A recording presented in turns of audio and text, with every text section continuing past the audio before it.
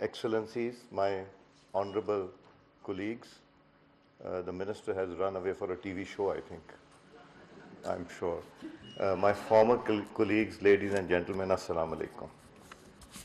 I had this long story which I had written, read it, and I thought I'll be discussing this, but I think I'll have to make it short, snappy, and what we've actually done.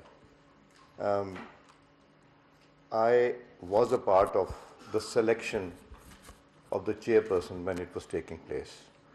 But let me assure you, it is not bureaucracy that got Rabia Sahiba as the chairperson of the commission. It was her competence, and I think we can easily say that it was the best choice we could have made in those days. I would also like to welcome a guest who's flown from Karachi all the way for this function, Agha Jan, who's a friend. I should have acknowledged him and I forgot. You did not acknowledge him, so I have to acknowledge. He happens to be the better half, or she's the better half for Agha Jan. We should hold ourselves accountable what we do. So let me tell you a few things which we did recently and which we've done in the past also, and what we should be doing. And then I'll just share with you what I feel is happening in the world.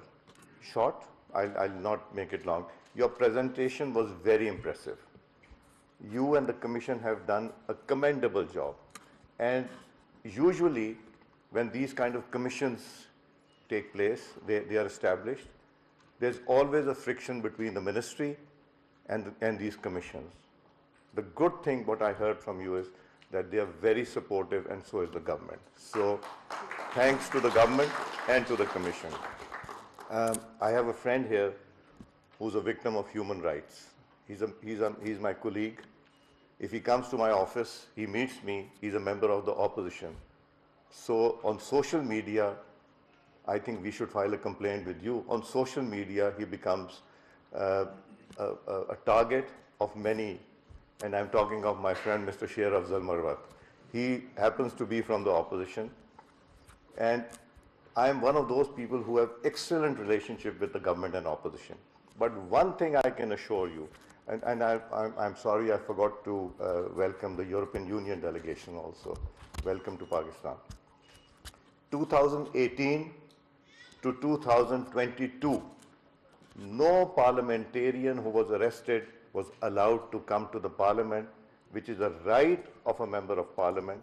If you are arrested, whatever the reason may be, you are supposed to be brought to parliament, where you should talk about the issues that are related to your constituency or any other, and then voting also. 2018 to 2022, it did not take place. Thank God, after 2023, when I took over, 24 March when I took over, my friend was arrested. He was arrested, and we got him into the parliament. He spoke. Other members of parliament also from the opposition had a right to speak in parliament of what happened with them. There was no restriction. The neutrality was there. The opportunity was there. They not only spoke, but we did not let them go to the jail. I did not let them as speaker because that was my responsibility. They are our colleagues. We worked together on many issues. So they did not go to the jails. They were sent. I declared the sub-jail, the parliament lodges where they stay, as sub-jails. And they went there. They also have rights. They were given the rights. All the members who were arrested were given an opportunity to speak, and they spoke on the floor of the House. Then it was Friday, and their bail application was to be heard on Monday. A few of them came to me and said, now if you let us go, we will have to go to jail. That means Friday, Saturday, Sunday, Monday. By Tuesday or Wednesday, for 5-6 days, we'll be in jail. So what do? I extended the session of the parliament to accommodate my colleagues. It never happened before in the history of the country. So because they also have rights, we in the Parliament of Pakistan have established a legislative council.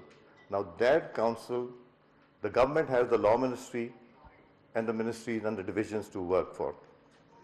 But the opposition and the members of parliament individually who want to bring up issues do not have. So we established in 2013 a legislative council. You give the idea and they will prepare the bill for you that you need to bring to the parliament. That brought more productive and positive legislation. Then we have our honorable colleagues sitting here. We have established our secretariats. The Child Caucus is there, the Women Caucus, Manaz Sabha, you were one of the pioneers to get it established. We have the Women Caucus, Child Caucus. Now we have legislated law recently for underage marriages, protection of rights of, and then we have established a special committee for gender mainstreaming, because the women are underutilized and I think they are better workers. But let me assure you, I've worked with all these females. We have another example sitting here, Asiya Nasir Sahiba. She is from a religious party, an Islamic religious party. She is from the province of Balochistan. She's a Christian, but one of the best parliamentarians I have had an encounter with. So why should we not give opportunity? I have committed, as long as I am the Speaker of the Parliament, we are going to employ about 30% of our force should be females. They work better, they can work hard, and maybe even better than men. So why should they not be given an opportunity? Our caucuses are extremely focused on the issues of women, on the issues of children, on the issues of minorities, and our committees are also quite actively pursuing these issues. And I personally encourage them that this is the way forward. We have coordinated with the provincial assemblies, including Gilgit-Baltistan and Azad Kashmir. They have also established these in these provinces so that we can coordinate, meet regularly, and we should try and improve our human rights issues. I personally think that our human rights issues, as we go on, are improving by the day. And this credit goes in Parliament to government and to opposition, who are very keen to establish better human rights. There is an issue of artificial intelligence and social media. We are blackmailed. Fake news is spread about us. We are abused on that fake news on social media, and that also infringes our rights also.